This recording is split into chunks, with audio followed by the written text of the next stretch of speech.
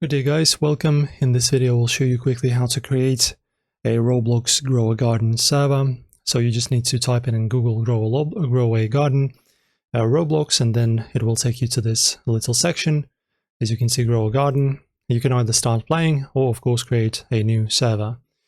So you can just press on create private server, server name, some numbers.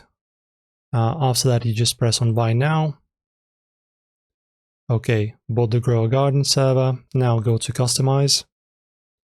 And in here you can customize your server, allow joining, invite friends, also manage the server members, and share the private server link. So press on generate, and now you can share this link with your friends, for example, and of course play together.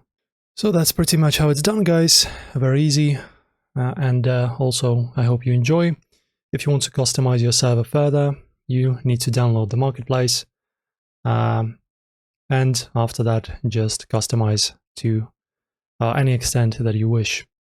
Enjoy the tutorial, guys. Like the video and subscribe. See you soon.